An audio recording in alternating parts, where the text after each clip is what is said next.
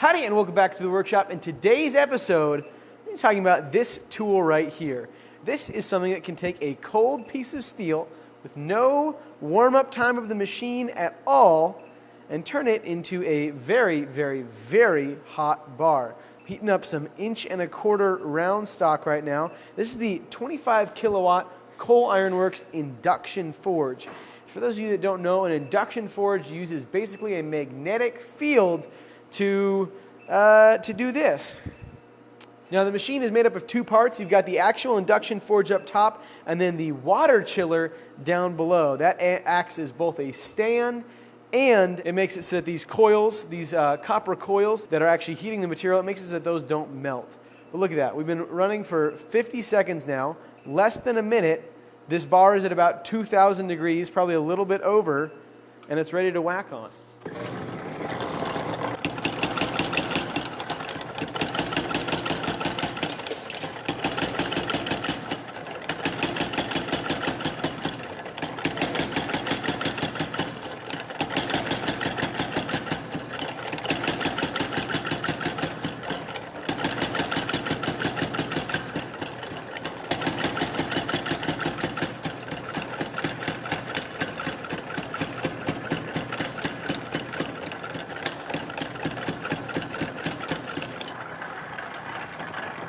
Come on, that's pretty neat. I'm not scientifical enough to tell you exactly how it works other than by using a magnetic field. And you can kind of feel it as you kind of feed the material through there. But you guys might be wondering, why would I want this when I have not only a oxyacetylene torch, but also my forge? And part of the reason is what I just showed you. It took me less than a minute to get a bar of 1.25" cold steel ready to forge. If I want to heat up a piece of steel like this in my forge, we're looking at least 45 minutes probably before it's ready to whack on, between the time of the forge heating up and then the stock goes in there and it takes a lot of time to heat up. So this does not replace a gas forge by any means, but it does have a lot of strength and it'll really bolster my forging capabilities in the shop. So I just want to give you guys a little bit of a rundown about the machine, kind of show the different things that it's capable of, how long it takes to heat up different stuff, things like that. Unfortunately, I can't use my Coil Ironworks press right now because I hijacked the plug to run this. I need to bring the electrician in and get a new plug wired up for this guy. Let's talk about some of the capabilities and some of the ways that I'm really excited to use this. So basically, you can heat up any magnetic material, so steel, iron, copper, graphite, inside of this coil. And so you're kind of limited by the different coils that you have. Now I got a couple different ones from Coil Ironworks. One of the really unique ones is this guy right here. It's called a pancake coil. And this means that I can basically heat up like the face of a hammer or the end of a big thick bar, something like that. We've got a larger round one. We've got a really big round one. The reason why I don't want to just leave the really big round one on there all the time is because the closer that your material that you're working is to the coil, the faster it's going to heat up. And so if I were to throw a piece of 1/4" round stock inside here, it's going to take a minute to heat up. Well, actually, we'll do that in a second. Then I've got one that's going to be really good for chef's knife blades and stuff like that, nice and wide. Another larger one for kind of more rectangular stock, and then kind of a mid-size round guy. And so kind of whatever you can fit in those coils, it'll heat up, but the closer it is to the dimensions of the coils, the better off you are. You can actually build your own coils for these guys, which is kind of neat. You take the tube, you get the right nuts for it, all that stuff. And I think generally you want to fill them with sand as you bend it, because otherwise that copper line can kind of kink on you. Basically any shape that you can make, as long as the water can flow through there and cool it off, you're good to go. So I definitely have a couple of coil ideas that I'd like to do. I've seen one that looks like a clamshell, where it kind of comes out like that, and it's not actually, it's like a pancake coil that someone bent in half, and it means you can heat up the edges of big pieces of plate and stuff like that. I think that'd be a neat one to try. There's a lot of opportunity to do some really neat stuff with it. It has two different modes of function. It has manual mode, which means that you're heating things up with the foot pedal down here. And then you've got auto mode, which just means that as soon as you kick it on, it starts heating. Now you guys are probably wondering, what happens if you stick your finger in there? Ah! No, I'm just kidding. It's fine. It only heats up magnetic things. And so unless you do what Jackson Rumble did one time and stick his finger in there with a metal splinter in there, you're going to be fine. As long as there's no metal in your hand, you'll be all right. So wedding rings, I've heard of that as well. Someone's got a wedding ring on. They're working a little close to the induction heater or something like that. and it'll get you. Just so you guys know, I did buy this machine. They gave me a discount on it. It was one of the machines that was at the event that we did at Warwood Tool, but I'm also very close with the guys at Coil Ironworks. I think they're awesome.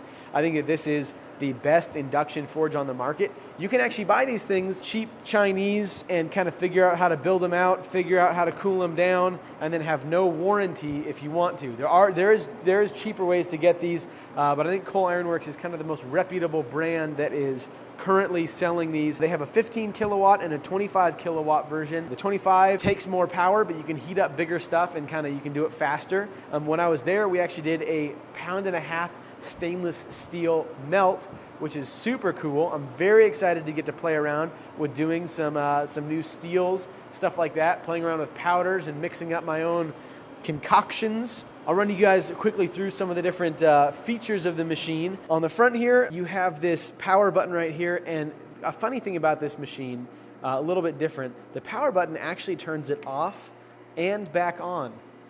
And then over here you got the plug that goes to the foot pedal. You have the heat power adjustment. So if you don't want it to heat something up as much, you can kind of adjust the amps that it's dumping into it. That will tell you how many amps it's dumping in. This is a little timer here, so when you start it, it'll count for you. Most of us blacksmiths and knife makers are just physically incapable of counting past like 3 or 4. So that's super helpful. And what it'll do, it'll go up to 99 seconds on heat, and then it will switch to retain, and it'll go for 99 more seconds, and then it'll turn off. That's my understanding. The ones that I played with in the past, that's how it was. Yeah, it's a super simple machine. The water cooler down below is also very simple. You just kind of turn it off and on.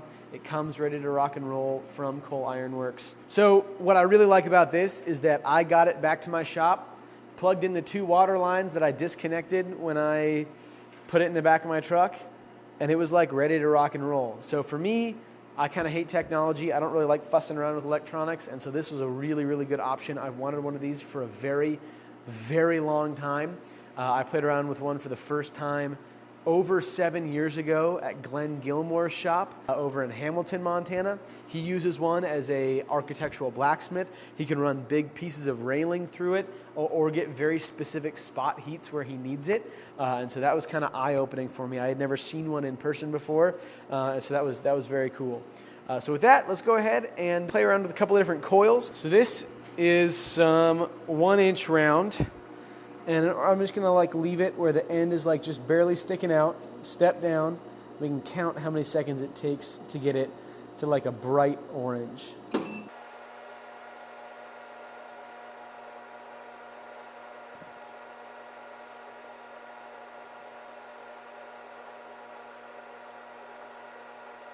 What about right there? 22 seconds. So now we're going to use the same size coil on the 1.25 inch and see if that takes more or less time, because it's closer to the edge, but I don't know.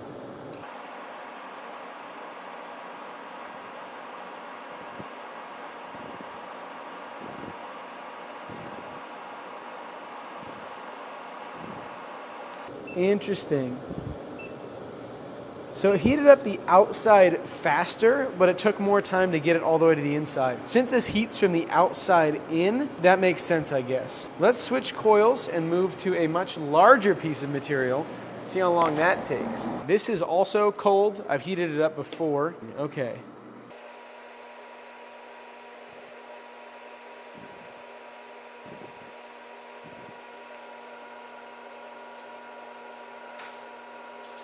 Now that it's hot, it can go all the way through. All right. 21 seconds. The outside is hot. The inside is not hot, though.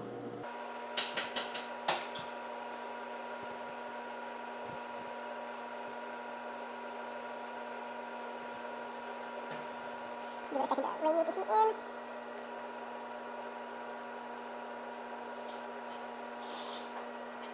Getting real toasty.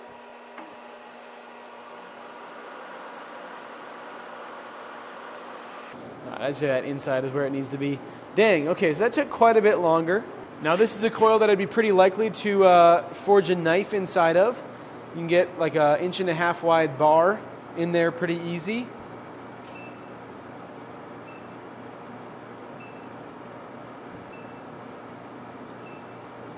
No soak time to get it to the core.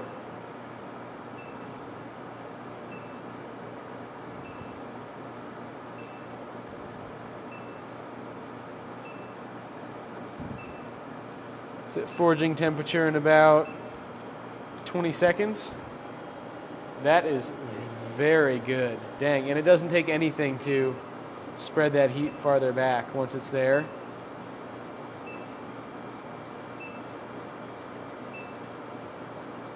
You could heat up like a whole 8-inch knife blade very easily. And we'll try the same piece with that flatter coil and see how that works out. All right, we're gonna put this 1/4-inch round stock in here and see how long it takes.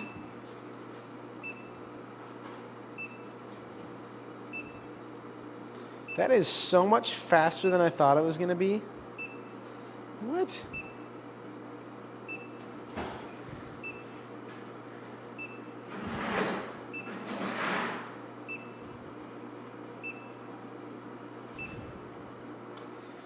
Wild. Now we're going to test out this chunk of 4150 in here.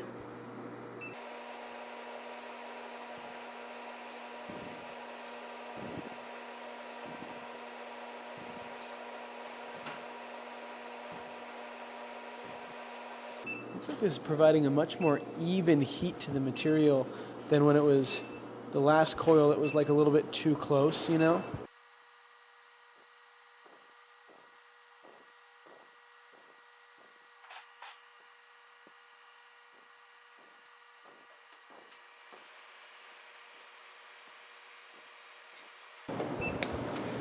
You're fine. It's all right. You're good. So what happens, the reason why the black paint is on there is that it'll spark out and short out a little bit if you touch the raw coil to the steel. And so it doesn't shock you, it just makes a little, just arcs it.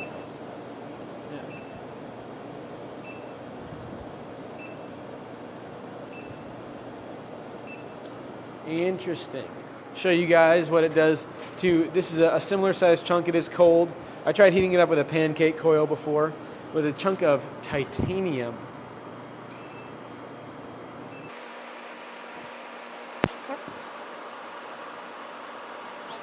Yeah. Bam. Beautiful titanium heat color.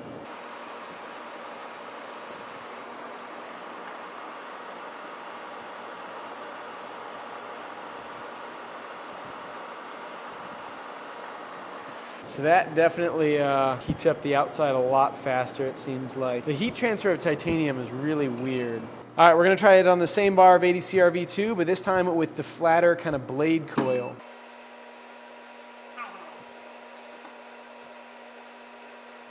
Yeah, that works way better, I think.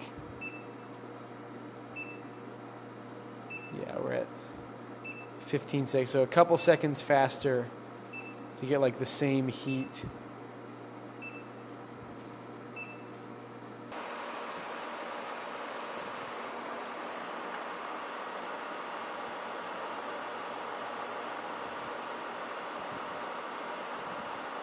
Look at that. Unbelievable. That is so handy.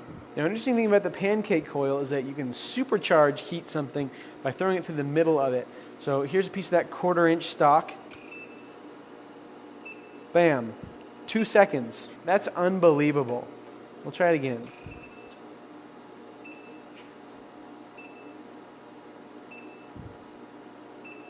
In 5 seconds, it's like yellow. And at 10 seconds, it's like starting to melt.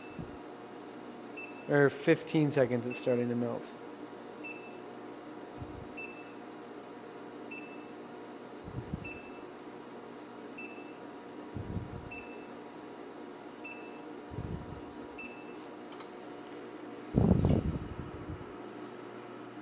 Bam.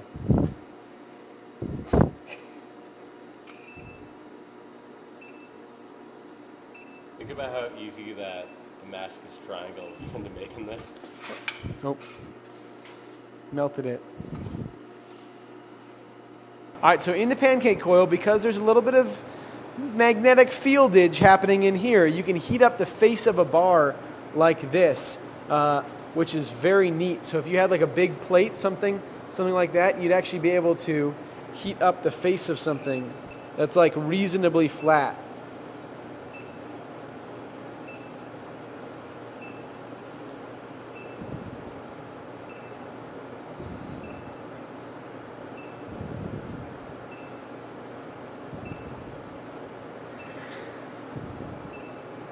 So obviously it's just heating up the outside right now, but it works in pretty quickly. So I heat treated a hammer out of here the other day, and it didn't take me very long at all, which was really neat.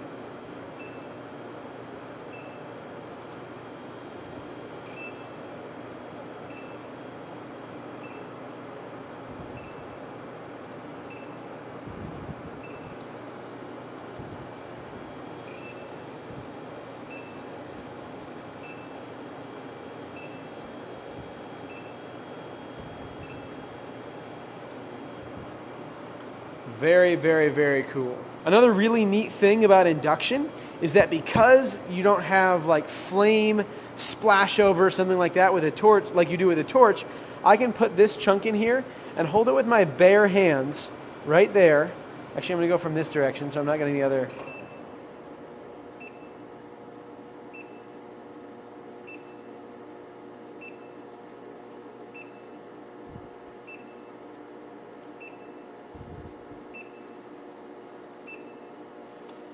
And I can totally comfortably hold this piece of steel that's 2,000 degrees, 2 inches away. Unreal. Oh, it's so cool. So this thing just opens up loads and loads of capabilities, not just in forging, but also being able to make my own alloys of different steels, make woots, stuff like that. So I'm very, very excited to have this thing. I'd very highly recommend you check them out. They're, in my opinion, awfully reasonably priced. We've got the 15 and the 25 kilowatt versions, which are both single phase.